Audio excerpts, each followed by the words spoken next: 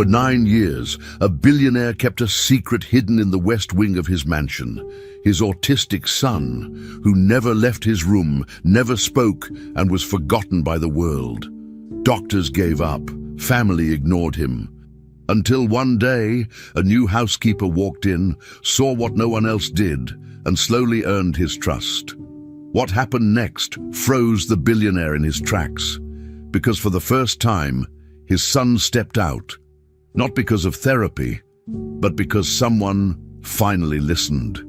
Before we continue with this story, don't forget to subscribe to the channel and like the video. Oh, and don't forget to comment below where you're watching us from. We love to know that. In a huge and very expensive mansion in Beverly Hills, Richard Caldwell began his morning just like he always did, in complete silence. He was a billionaire, known all over the country, always appearing on TV and in newspapers for his success in business. But inside his home, especially in the West Wing, there was a secret he didn't talk about. His 9-year-old son, Lucas, lived in that part of the house and hadn't left his bedroom for more than 3 years. Every staff member knew the rule: stay away from that area. They whispered and called it the quiet zone. Nobody played music, nobody vacuumed, and no one knocked on that door. Richard never spoke about Lucas at meetings, not even when asked about his family. The boy's door was always shut, the curtains were always closed, and the lights inside were always very dim. No one truly knew what was going on. Lucas spent every day in the same small space, never stepping outside his room. He didn't talk to anyone and didn't make eye contact when the door opened. He sat on the floor, sometimes under his bed with old pieces of paper and pencils. Most of the time, he drew quietly or rocked back and forth, making soft, humming sounds. He didn't like loud noises. Even the sound of footsteps outside in the hallway would make him flinch or cover his ears. His world was very small and controlled. His drawings were often just shapes, shadows, or simple houses. There were no people in them. He had no toys, no television, and no books. His food was delivered, but he barely ate. If someone spoke too loudly or turned on a light, he would freeze, like a statue trying to disappear. Everyone knew better than to disturb him, and no one was ever allowed inside unless it was his stepmother. Helen Caldwell, Richard's new wife, had been in Lucas's life for about 4 years. Every morning and every evening, she would visit his room without fail. She always entered without saying a word, stayed inside for a while, and then walked out smiling.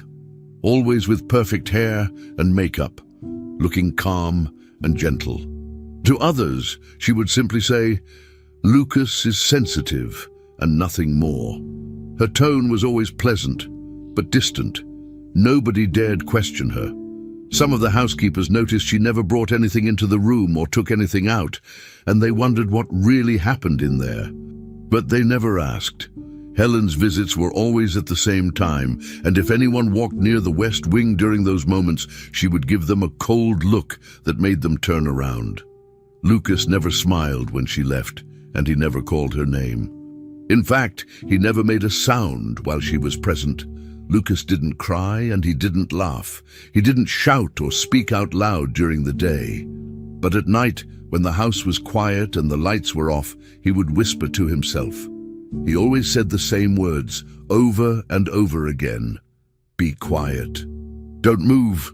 She hears everything." His voice was shaky, like he was scared. Sometimes he said it while hiding under a blanket, and other times he mouthed it without making a sound. The security cameras outside his door never showed much movement.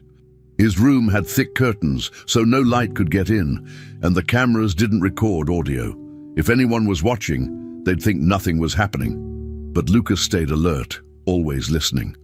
When the wooden floor creaked somewhere far down the hall, he would stop breathing and stay still. Every sound made him nervous. Even the soft click of a light switch or the wind hitting the windows made him curl up. The West Wing of the mansion slowly became a place of fear for the staff. At first, a few tried to clean the hallway or dust the walls, but after some uncomfortable encounters with Helen, they stopped. One maid had once seen Lucas through the barely open door. He was sitting on the ground, surrounded by crumpled drawings. His hands were shaking. She didn't speak about it to anyone else. Rumors spread among the workers, but nobody had solid answers. Some said Lucas was just special. Others believed something was seriously wrong. The truth was, no one had ever heard him speak a full sentence. When new staff were hired, they were given simple instructions. Don't go near the West Wing. Stay out of the hallway. Avoid questions and pretend it doesn't exist. Richard Caldwell, the head of the house, supported that rule completely. To him, Lucas was not something to be shared with the public or even close business partners. In public, Richard spoke often about charity and education. He smiled for cameras and gave speeches about helping children, but he never once mentioned his own. He had photos of his wedding with Helen and of vacations in Europe, but none of Lucas. He didn't show any signs of sadness or shame. It was like his son didn't exist. Some journalists had asked about children, but Richard always changed the subject. "My family is private," he would say with a polite smile. Behind closed doors, it was like Lucas had been locked away from the world. Even at family parties, birthdays or holidays, his name was never spoken. The mansion remained quiet, especially on the west side. It was a silence that everyone respected, even if they didn't understand it. Still, inside that locked room, every single night, Lucas would mouth the same short sentence to himself, like a rule for survival. "Be quiet. Don't move. She hears everything." Her past job was at a small community center where she helped care for children with different needs, including some who didn't speak or had trouble with touch or sound. The job had been hard, but Isabel was patient. She didn't expect her next job to take her inside a billionaire's mansion. On her first day, she arrived early and dressed neatly. The house was huge, clean and very quiet.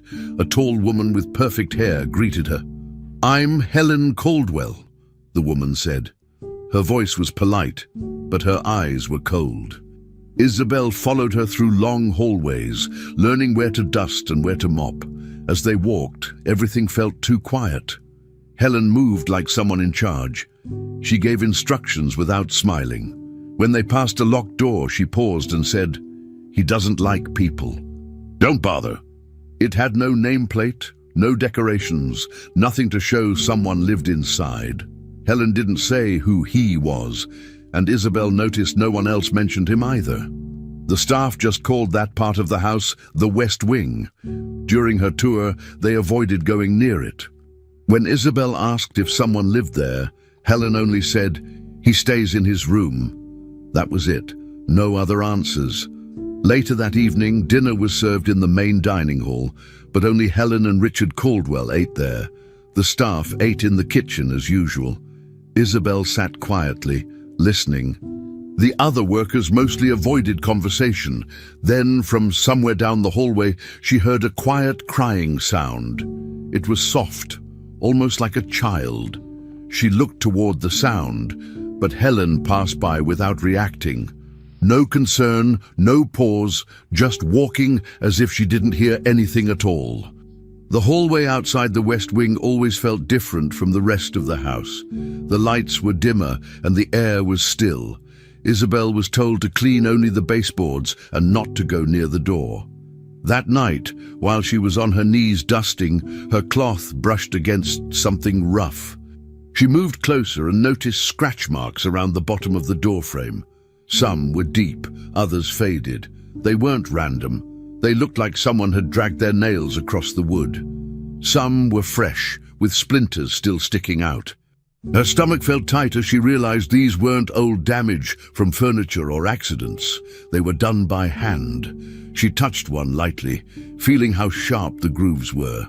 Then she looked back at the closed door. It was completely silent. She wondered if the crying earlier had come from behind it. She didn't know the boy's name, but she remembered what Helen had said. Isabel stayed in front of the door a little longer. She looked around to make sure no one was nearby. The hallway was empty. The other staff were likely downstairs cleaning the kitchen or preparing for the next morning. Carefully, Isabel leaned closer to the door. She didn't knock. Instead, she pressed her lips near the wood and whispered, "You're not alone." Her voice was soft, almost like a secret. She waited, listening. At first, there was nothing. Then she thought she heard something faint, a quiet humming. It was so soft, she wasn't sure it was real, but it was there. Just a gentle sound, coming from the other side of the door. Isabel didn't say anything else. She stood slowly and walked away, still listening as the humming continued. It wasn't loud or cheerful, but it was a response. It meant someone was there. Someone had heard her. It was the first sound she'd heard from that room. Upstairs, in a private room filled with screens and expensive furniture, Helen sat in a high-backed chair. In her hands was a small cup of tea, steaming slightly. She watched a monitor showing the hallway. The cameras weren't obvious, but they were there, tiny ones hidden in corners, watching everything. She had seen Isabel walk near the door. She had seen her whisper. She had seen her pause when she found the scratches. Helen didn't move while watching the footage. She didn't seem surprised. She took a small sip from her cup and stared at the screen for a long time. Then she leaned back and placed the cup on the table beside her. Her face stayed calm, but her eyes narrowed. "She's going to be a problem," she said out loud, speaking only to herself. Her voice was quiet, but serious. She already knew that Isabel was different from the others who came before. That night, the mansion remained quiet, just like every other night. The hallways were empty, the lights dim, and the west wing was untouched by anyone else. But now, something had changed. Isabel had spoken to the boy, not with a loud voice, not by opening the door, but by simply saying words no one had said in years. "You're not alone." And even if it was small, the boy had responded. From inside his dark room, past the locked door and through layers of fear, he had made a sound. It wasn't much, just a soft hum, but it meant something. For the first time, there was a connection.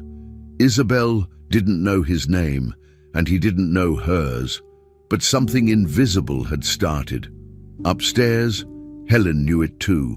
She had seen it with her own eyes. And while everyone else in the house ignored the boy, Isabel had stopped to listen. On her second week at the mansion, Isabel started leaving small paper cranes outside the locked door of the west wing. She folded them carefully at night, using plain colored paper, and placed them on the floor in the morning with a few markers beside them. Blue, green, red, simple colors, nothing too bright. She didn't write notes or leave messages, just the cranes and markers. On the first day, they stayed untouched. On the second day, the markers were still there, but one crane had moved a little, like it had been nudged. On the third day, all the paper cranes were gone, and the markers had been taken inside. Isabel didn't say anything to the other staff. That evening, while she was dusting near the door, she heard something new. A quiet tapping sound. It was steady, like fingers against wood.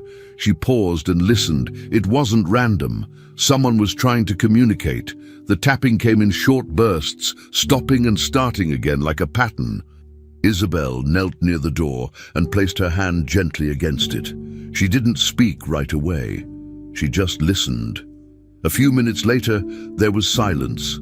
Then, very faintly, a voice came through. It wasn't loud.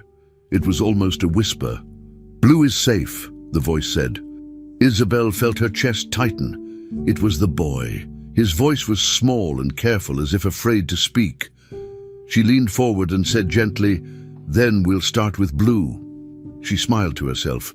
It was the first real breakthrough since she started working there. But not everyone liked what was happening. That same day, Helen called Isabel into the sitting room. Her voice was sharp and her tone cold. "He's not a pet," Helen said firmly. "He stays in there for a reason. Don't forget your place." Isabel nodded, but her mind stayed focused on Lucas. Later that night, Long after the house was supposed to be quiet, Isabel was heading to the laundry room when she heard something from the hallway near Lucas's room. It wasn't the soft humming she had heard before. This time, it was sobbing. Slow, quiet, crying. She froze, trying to understand what she was hearing. As she moved closer, the crying stopped suddenly. Then she heard it. Click, click, click. It was the sound of footsteps being mimicked. Small, light sounds made with the mouth. Lucas was repeating the sound of high heels on the floor. Then silence again, then the quiet thud of someone hiding, maybe crawling under the bed. Isabel didn't open the door, she didn't speak, but she stayed close for a few minutes before returning to her room. That night she started a notebook. She wrote everything she had seen and heard. She knew this wasn't just sensitivity, it was fear. The next few days, Isabel paid close attention. She didn't change her routine, but she made mental notes of every little thing. Every time Helen walked near the West Wing, Lucas would go silent. Sometimes, through the thin door, Isabel could hear him stop breathing for a few seconds when Helen's voice echoed nearby. Once, he dropped something, a marker, maybe, and it rolled across the floor. He didn't move to get it. Isabel could hear his fingers trembling as he sat still, afraid to make a sound. It was clear now, the boy wasn't just shy or sensitive. He was scared, terrified even. Isabel spoke softly through the door sometimes, mentioning colors or stories about her old job. She never asked him questions. She didn't push. She just made it clear that someone was there, someone who didn't want to hurt him. She continued leaving drawings, and sometimes they were returned with little changes. One morning, she found a small drawing left outside the door. It was simple, a house with a blue roof and stick figure standing outside. The lines were shaky but careful. Next to the drawing was the blue marker. Isabel didn't touch it at first. She looked at it for a long time. Then she picked up the paper and gently tucked it into her notebook. She took a blank paper and drew a little stick figure waving. She added a smile and colored the shoes blue. Then she placed it back on the floor. That same day, Helen passed by and gave her a long, hard look. No words, just a stare. Isabel didn't break eye contact. Something was changing, and Helen could feel it. Isabel wasn't scared of her, not like the others.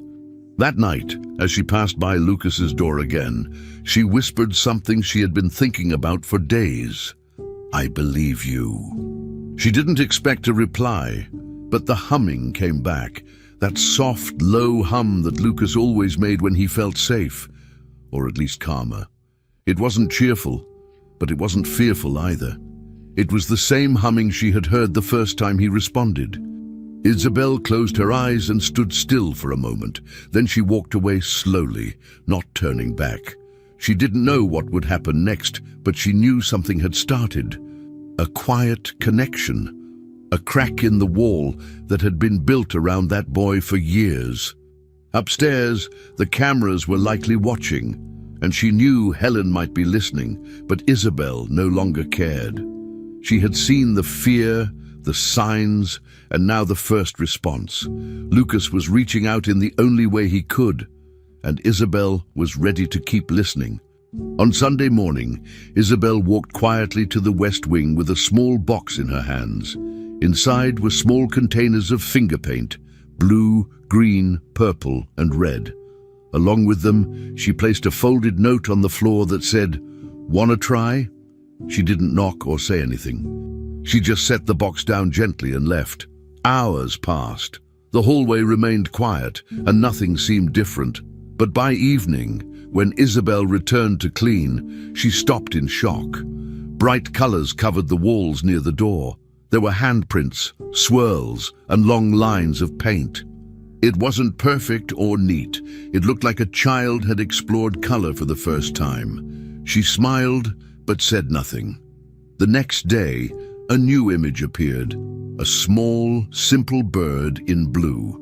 Lucas never came out, never spoke. But every morning, a new picture was waiting. It was the first time the hallway felt alive. Each day after that, Isabel saw something new on the wall. One day, it was a door drawn in green with a small knob. Another day, it was a large purple face with no mouth. Each one was painted in silence, without a sound or warning. Lucas never opened the door, and Isabel never saw him leave the room, but somehow the drawings continued to appear. The housekeepers avoided the area, pretending nothing was there. Helen walked past the paintings without a word. Richard never came close to that hallway. But for Isabel, each picture was a step forward. She never erased anything. She brought wet cloths, but only to clean the floor. She wanted Lucas to know she saw his work and accepted it. The silence between them now had meaning. The boy was telling his story, little by little, in shapes and colors. Isabel never spoke about it to the others. She just kept watching. On the sixth day, something unexpected happened. Isabel was walking through the garden early in the morning, checking on the back steps, when she spotted movement near the driveway. At first, she thought it was one of the gardeners, but as she got closer, she realized it was Lucas. He was barefoot, standing near Richard's expensive black Mercedes. In his hands, he held the red paint. He was using his fingers to draw flowers on the car's side doors. Big, red, messy flowers, not angry, just bold. Isabel froze. It was the first time she had seen Lucas outside his room. He didn't notice her. He was focused, calm. She took a small step forward, not to stop him, just to get closer. But before she could say anything, the front door burst open. Richard stormed out, yelling, "What the hell is this?" he shouted. His voice was sharp and it startled everyone in the garden. Helen rushed out right after him. She didn't ask questions. She didn't look at Isabel. She went straight to Lucas and grabbed his arm hard. "Inside! Now!" she snapped. Lucas flinched but didn't resist. Isabel tried to step in, but Helen shoved her away with her free hand. "You've undone everything," she shouted. Her face was red with anger. "Everything!" Lucas was pulled inside, his feet dragging across the ground. Isabel stood frozen, unsure what to do. Richard didn't say anything to her. He looked at the car, then turned and walked away. The red paint was still dripping down the sides. No one cleaned it. Isabel felt a deep, cold silence fall over the entire property. The cheerful colors from the last few days suddenly felt like a memory. She went back inside, feeling helpless. That night, she walked past Lucas's room, but there were no new drawings. The hallway was completely quiet again. The next morning, the walls in the west wing were blank. Every drawing, every brush stroke had been wiped clean. Isabel stood still in front of the wall where the bird had been. Nothing remained, not even a trace of color. She checked the trash bins. The used paint containers were gone. The hallway smelled like disinfectant. Lucas's door was shut tight, and no sound came from inside. For 3 full days, Isabel didn't hear anything. No tapping, no humming, no whispering. Nothing. She left gentle notes by the door, no reply. On the second day, she left new paints. Nothing happened. On the third day, she sat outside the door for over an hour, just waiting. The silence hurt more than Helen's yelling. She knew something inside the boy had been shut down again. Fear had returned.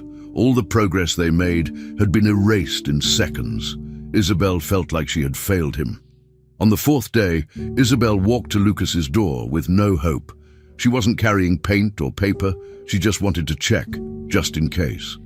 The door was still closed, the light still dim. But something small caught her eye.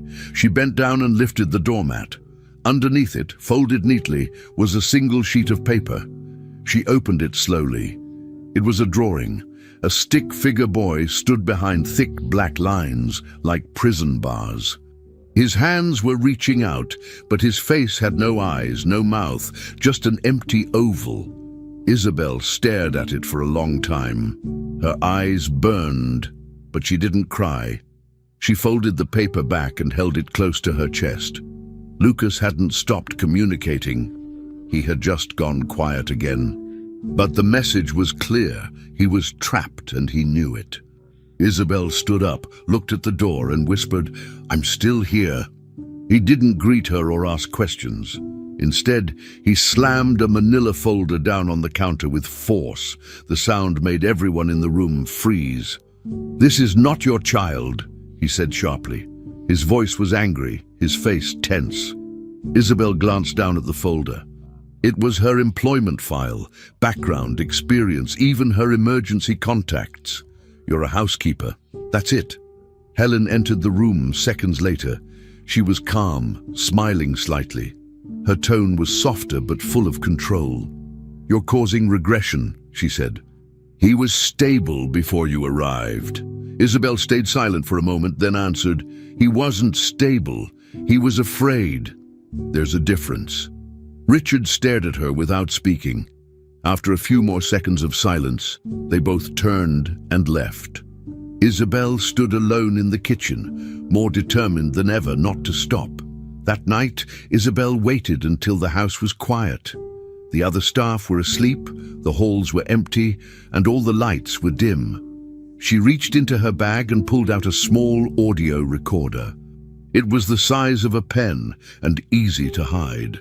She placed it on top of a bookshelf in the hallway near Lucas's door, where it couldn't be seen easily. She made sure it was turned on and recording. Then she went back to her room, acting like everything was normal. Around midnight, she crept out quietly to check the device. The red light blinked. It was still recording. She left it alone and returned at dawn.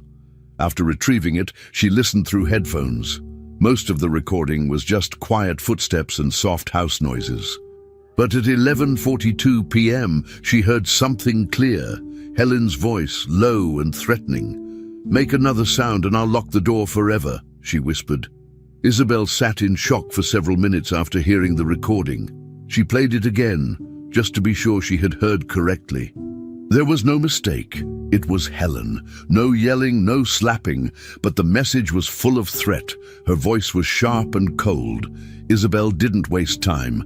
She saved the file and sent it to her friend Amanda, a child psychologist she used to work with. She also took a photo of what she found under Lucas's door that same morning, a small drawing. In it, a towering figure with red eyes stood above a small boy curled into a ball. The bigger figure had long arms and sharp fingers. Amanda replied quickly, "This is psychological abuse. Keep collecting evidence, be careful, do not stop."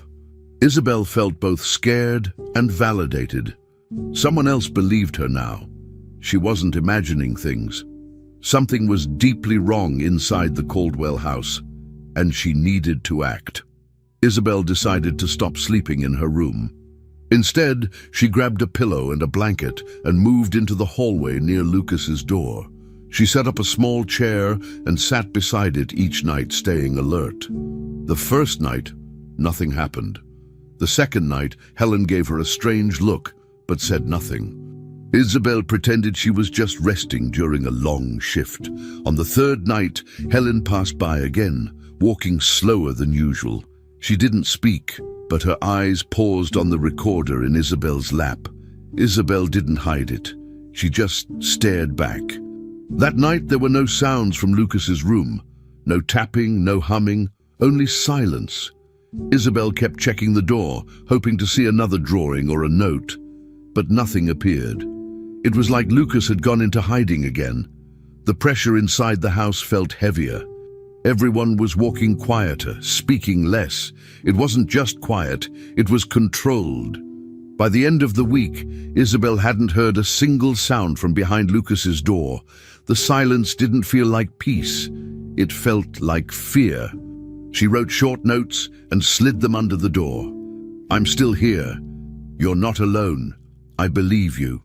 But none were returned. Each morning she checked the doormat, the floor, the corners. No drawings, no colors. No signs of the boy who once covered the hallway with birds and faces. Isabel spoke with Amanda again, sending a second audio file where Helen told another maid to stop asking about that room. Amanda warned her again, "You're getting close to something serious. Don't do this alone. Someone needs to know." Isabel thought about calling the police or child services, but she knew Helen had power. She could make things disappear. For now, Isabel's job was to stay close, stay patient, and keep Lucas safe, even if he couldn't respond yet. That night, as she sat in the chair again, Isabel turned off the lights in the hallway. She sat completely still, eyes on the door. Her phone was in her pocket, the recorder in her hand. Nothing moved. The house stayed quiet, no humming, no clicking sounds. The silence was so thick it felt like it filled the air. Isabel leaned her head back and closed her eyes for just a second. But she didn't sleep. She was waiting for anything, a voice, a footstep, even a whisper. But nothing came. It was the kind of silence that hurt. The kind that screamed without sound. Isabel whispered softly, "It's okay now," even if she wasn't sure it was true. The recorder stayed on. She wouldn't stop collecting proof. And until the moment came to act, she would not leave that spot. The silence behind Lucas's door was still there, and now she knew exactly what it meant. Isabel sat outside Lucas's door for the second night in a row without hearing anything. No humming, no tapping, no drawings under the mat. It had been 36 full hours of silence. At first, she thought maybe he was just scared. But as time passed, worry turned to panic. Something was wrong. She knocked gently on the door again. No answer. The curtains were still drawn. She checked the hallway cameras, but the system had been disabled. Helen walked by later that morning and with a smile said, "He's finally resting. He needs this. Don't interfere." Isabel forced herself to smile back, then turned away, heart racing. Helen's words didn't feel like care. They felt like a warning. Isabel knew Lucas. Even his quiet meant something. But now, there was nothing. That kind of silence didn't feel peaceful.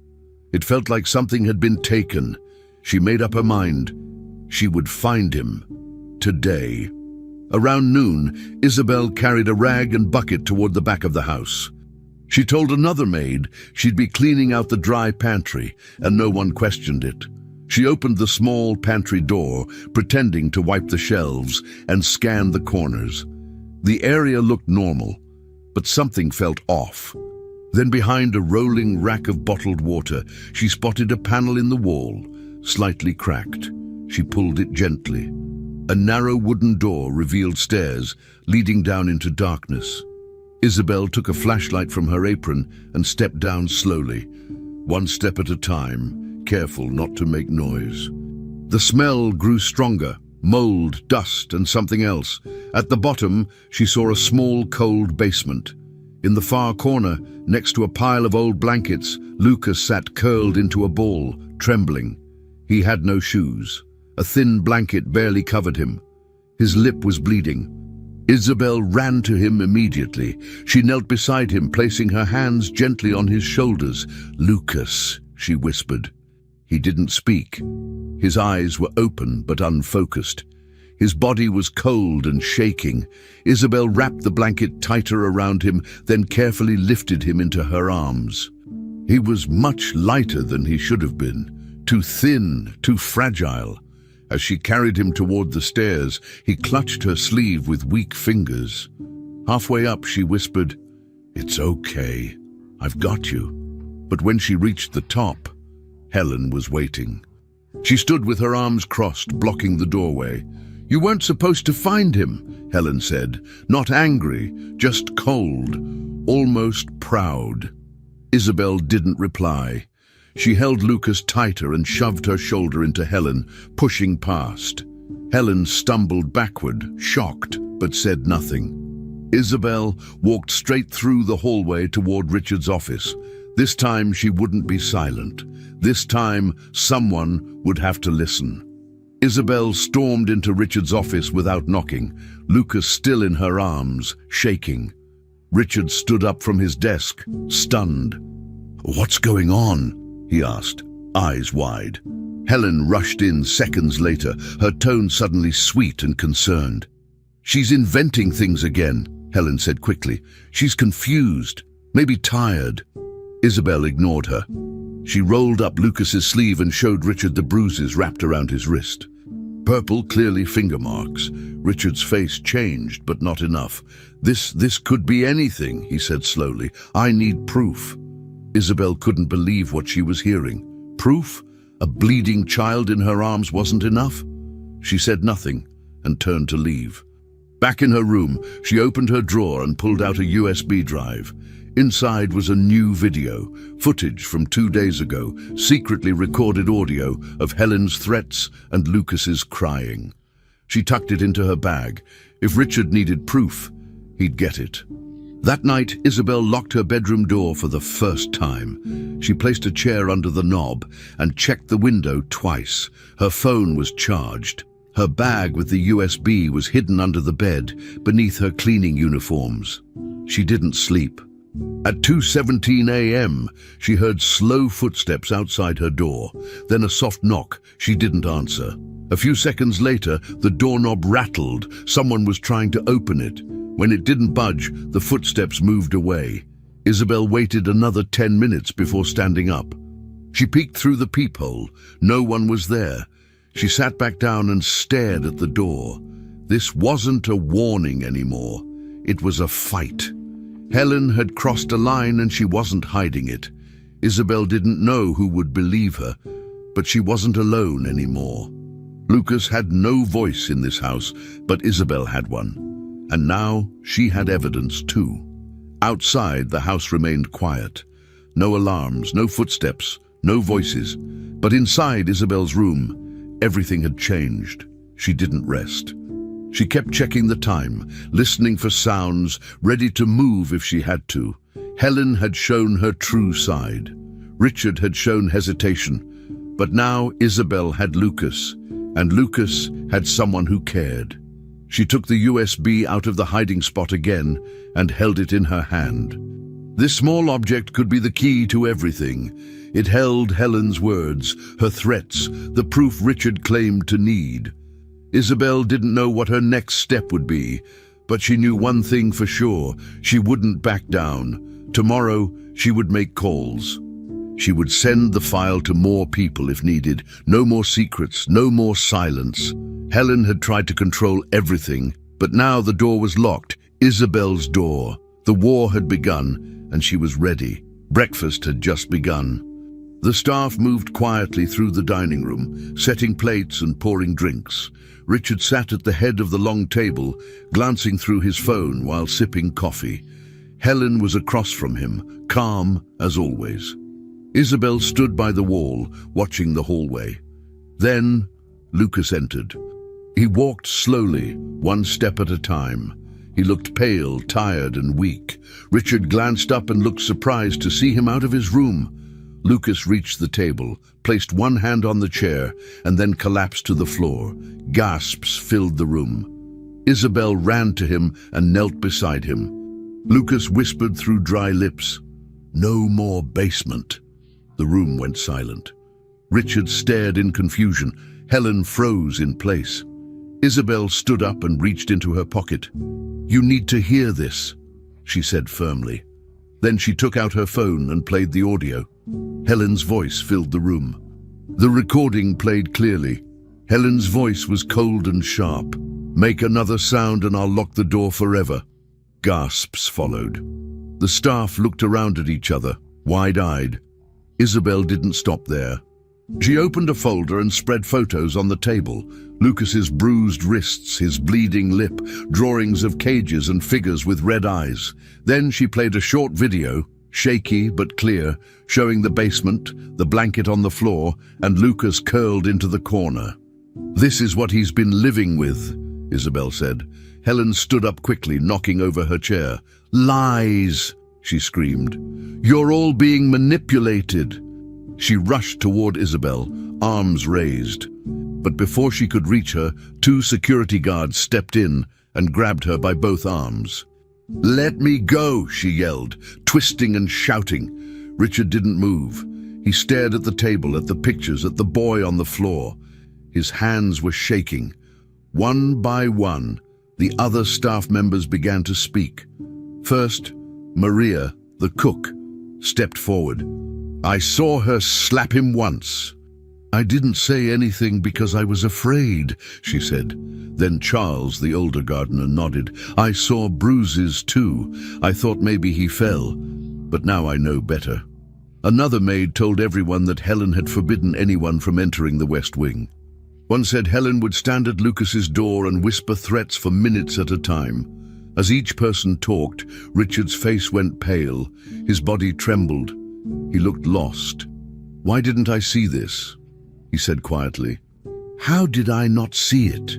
He looked at Helen, who was still yelling, trying to break free from the guards. Lucas slowly stood up, knees shaking. He pointed at Richard and shouted, "She said you'd throw me away." The entire house fell completely silent. Nobody moved, nobody spoke. Even Helen stopped shouting for a moment. Richard stood still. His face was blank. Then he sat down slowly in the nearest chair, eyes unfocused. The guards tightened their grip on Helen, and she started yelling again. Isabel stepped between Lucas and Helen, protecting him with her body. Lucas clung to her leg, his breathing unsteady. A few moments later, 2 police officers entered the room. They had been called by one of the staff members who had left during the chaos. Helen tried to talk her way out, still pretending to be calm. "There's been a misunderstanding," she said, smiling tightly, but no one believed her anymore. Isabel handed the officers the USB drive with the recordings and the photos. They listened. Then, without hesitation, they placed Helen in handcuffs. "You can't do this," she screamed as she was walked out of the house. Richard didn't stop them. He just sat in his chair, crying silently. Isabel held Lucas's hand and led him away. That night the house was quiet, but not in the usual cold, heavy way. The silence felt different. Helen was gone. No more closed doors, no more whispered threats, no more fear echoing through the halls. Isabel cleaned Lucas's room and helped him into clean clothes. She opened the windows and let fresh air in. Lucas sat on the bed, eyes still tired but calmer than before. Isabel pulled a blanket over him and sat down in the chair beside the bed. After a few minutes, Lucas pointed at the chair and said softly, "Here." She understood.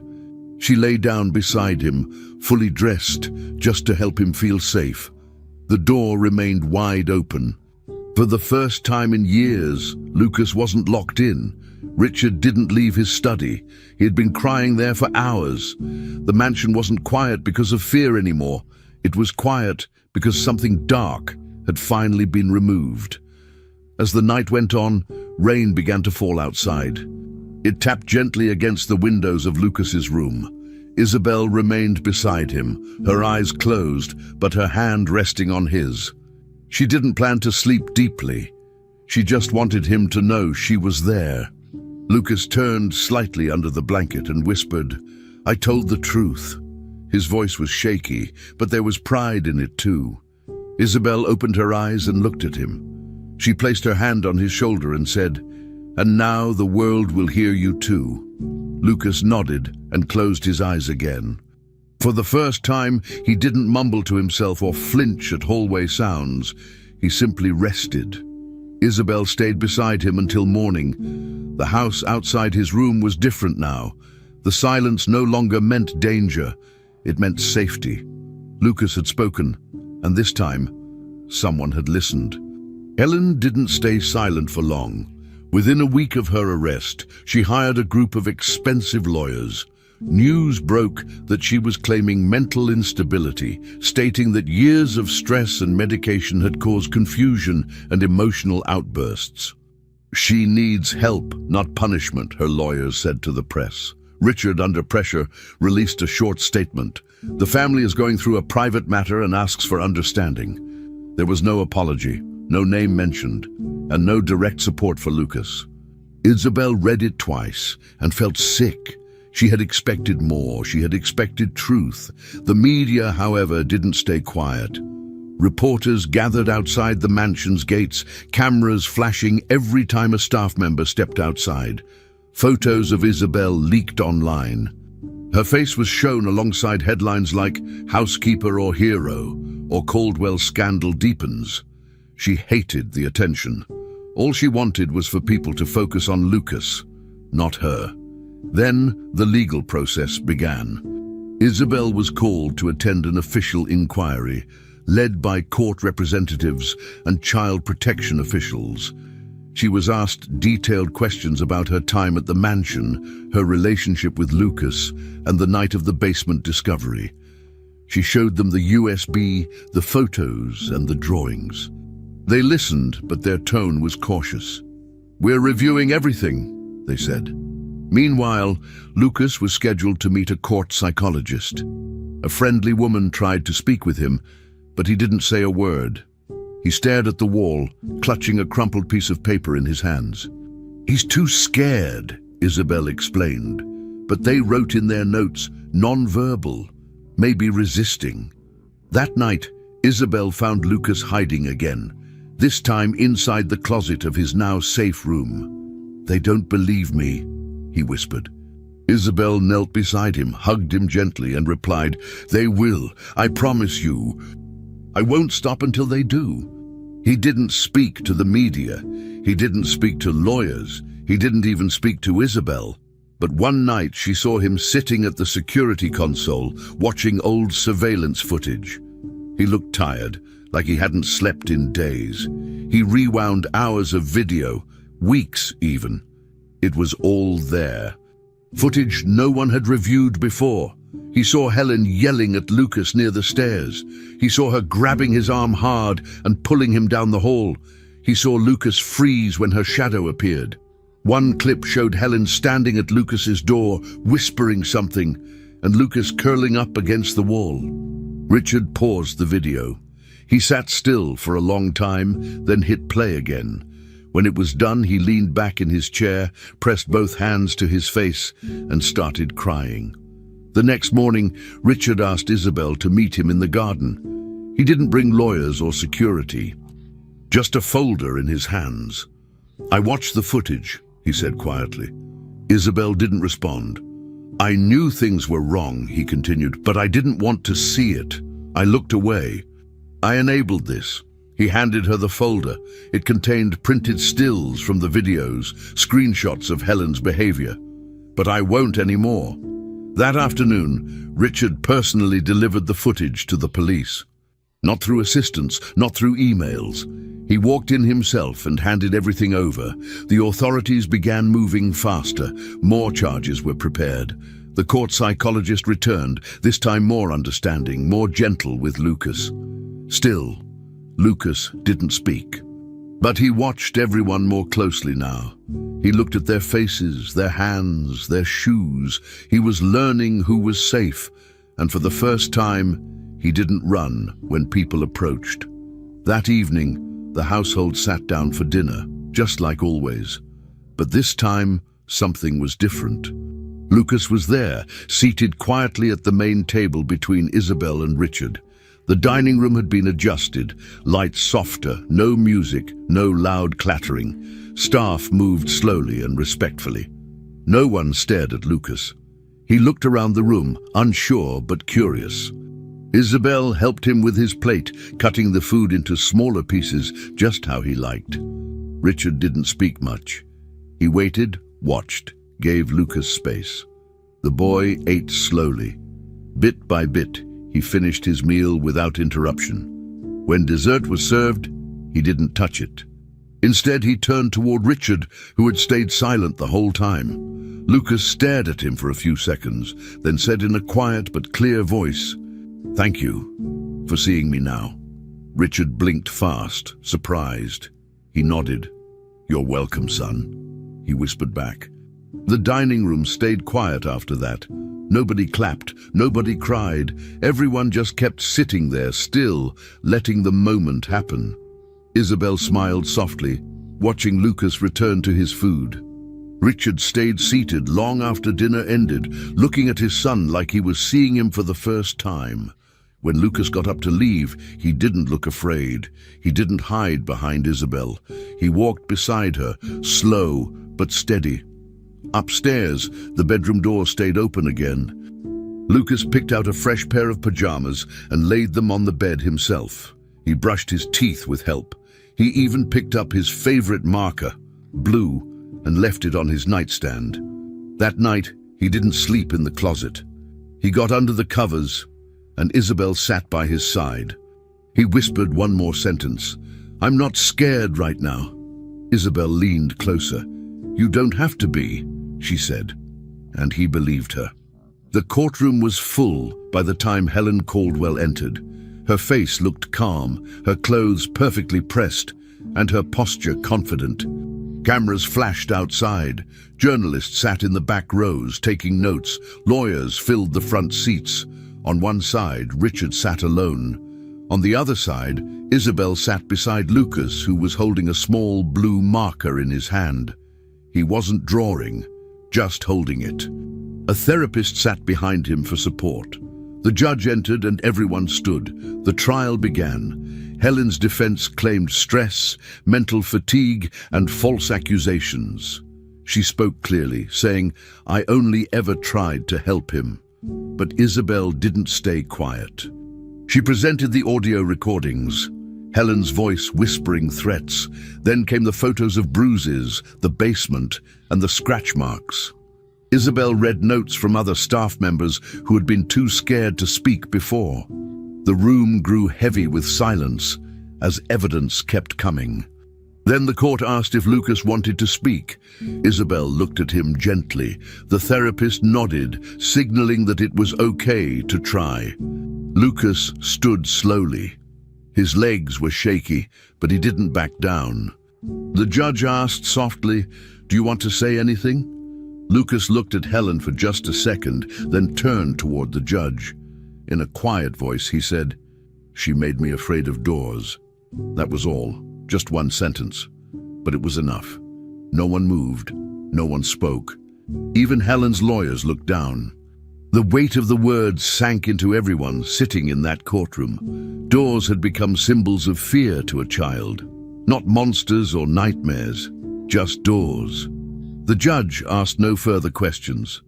Lucas returned to his seat and squeezed Isabel's hand. The trial continued for 2 more hours, but the mood had shifted completely. The courtroom wasn't just hearing evidence now. They were feeling it. After 2 more days of testimony and review, the judge returned with the verdict: guilty on all charges. Helen Caldwell was convicted of child abuse and psychological torture. The sentence was clear: 11 years in prison, no early release. As the gavel struck the bench, Helen's face finally changed. She didn't cry, but her eyes dropped. Her expression cracked. She was led away in handcuffs without speaking. Richard stood as she passed him, but she didn't look at him. Outside the courthouse, reporters asked questions, but no one answered. Later that day, Richard gave a statement to the press. He admitted his failure to protect his son and announced that he was stepping down from his position as CEO. He also pledged $25 million to national autism support programs. His voice shook during the announcement. "I failed," he said, "but I will spend the rest of my life helping others like Lucas." Cameras clicked, but no one clapped. A week later, Isabel sat with Lucas inside a courtroom office. A judge smiled gently at them and said, "Congratulations, Ms. Moore. You've been granted full guardianship of Lucas Caldwell." It was official. Isabel signed the final documents and turned to Lucas. He smiled, a real, calm smile, no fear in his eyes. They left the courthouse and headed home in a quiet car ride. The city passed by outside the windows. On the way, they took a route that led them close to the old mansion. It stood behind tall gates, as cold and silent as ever. Lucas looked out the window. He stared at it for just a few seconds. Then he turned his head away. "Can we plant something instead?" he asked. Isabel nodded. "Of course," she said. The car kept moving. That old house with all its secrets was now part of the past. Lucas was choosing something new, something alive. Later that afternoon, they stood in the backyard of their small home.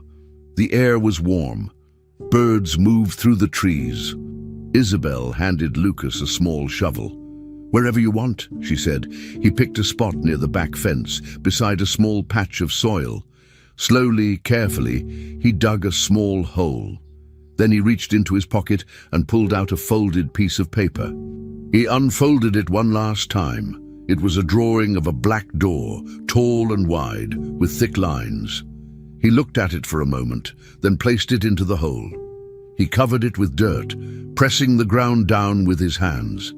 "Goodbye," he said softly. Isabel knelt beside him. "You'll never be behind one again," she whispered. Lucas looked up at her and nodded. Then he stood up and walked inside. For him, the drawing wasn't just paper, it was a memory, and now it was buried. The next day, Lucas asked Isabel if they could plant a real tree where the drawing had been buried. "A small one," he said, "but something that grows." Isabel smiled and took him to a garden shop, where he picked a sapling, a young cherry blossom.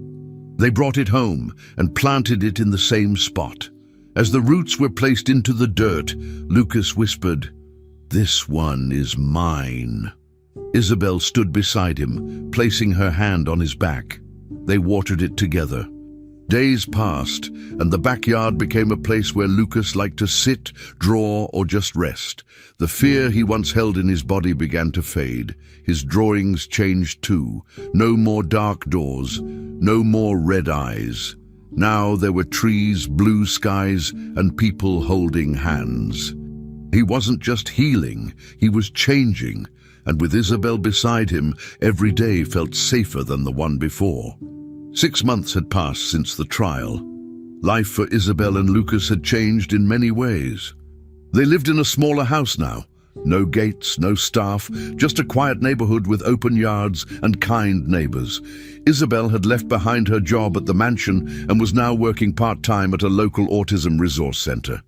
Lucas was attending weekly therapy, joining small group activities, and slowly building trust with the world around him. One afternoon, Isabel came home with flyers in her hand. "What do you think about helping me with something big?" she asked. Together, they started planning a community mural project. The idea was simple: invite children on the autism spectrum to come paint, express themselves, and feel seen. Lucas didn't answer right away, but later that night he brought Isabel a sketch, a figure breaking through a wall, flying into a yellow sky. Isabel knew that was a yes. On the day of the event, the empty wall on the side of the local community center became a canvas. Buckets of paint, boxes of brushes, and trays of markers were spread out across the ground. Parents and kids began arriving. Some children were nonverbal, others wore headphones, and some stayed close to their parents. Isabel greeted each one with patience and a smile. Lucas stayed quiet, but watched everything. When it was his turn, he picked blue and black paint. He started at the bottom corner and worked slowly. His section showed a boy standing next to a large, cracked wall, arms raised. The top part showed him flying into a bright yellow sky. The sky took up most of the space. No doors, no locks, just open space. Other children painted beside him.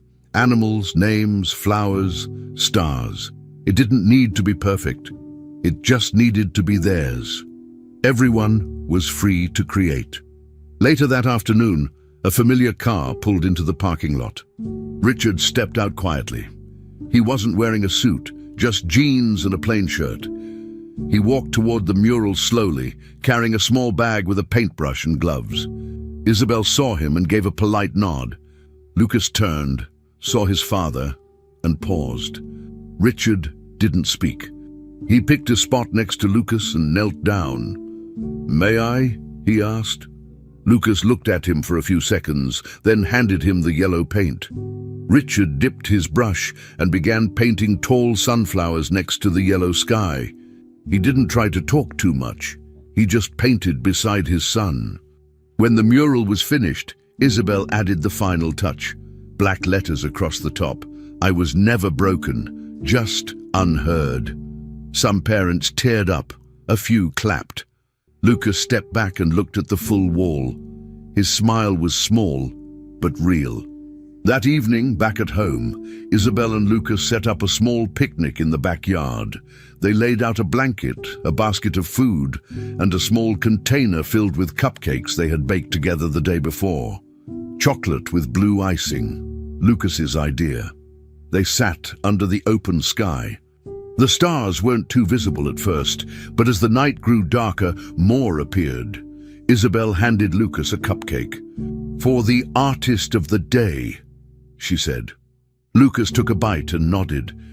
No big words, just calm. The house behind them glowed with soft yellow lights from the kitchen. After dinner, they brought out flashlights and made silly shadows on the wall. Lucas laughed, not loud, but with ease. Isabel noticed how different his face looked now. Relaxed, peaceful. That kind of peace had taken months to grow, and now it was normal. No more locks, no more hiding. Just home, just safety. When it was time for bed, Lucas walked up the stairs on his own. Isabel followed, but he didn't ask her to stay. His bedroom had changed. The walls were light blue, his favorite. The shelves were filled with books, toys, and markers. But one thing was new, glow-in-the-dark stickers on the ceiling. That night, Lucas used a flashlight to draw extra stars up there with removable paint. When Isabel came in to say goodnight, he pointed at the stars. "I made these," he said. Then he walked over to the window and pushed it open. The night breeze came in gently. Lucas stood there for a few seconds, then turned around. "I want it open tonight," he said. "Blue is safe now." Isabel walked over, kissed his forehead, and sat on the edge of the bed. "Because now," she said, "you choose when the door opens. And when it doesn't." Lucas nodded once, then lay down. The room stayed quiet, but not in a heavy way, not like before. Lucas pulled the blanket up to his chest, his flashlight resting beside him. Isabel turned off the light, but left the door open, just like he liked it now. As she walked out, she paused at the hallway entrance and looked back. Lucas was staring at the ceiling stars. He looked peaceful. For the first time in years, sleep didn't feel like something to fear. It felt like something to rest in. Downstairs, Isabel made tea and sat by the window. The mural, the voices of other children, Lucas's painting, all of it stayed fresh in her mind. What had once been silence and isolation had now become expression and choice. Lucas had chosen blue. He had chosen to speak. He had chosen the window open. And most importantly, he had chosen freedom. And for Lucas, that door would never close again. Finally, we've reached the end of this story. I'm extremely happy that you've made it this far. Thank you very much for watching. Comment below what you thought and what was the best or worst part. Don't forget to subscribe. Until next time.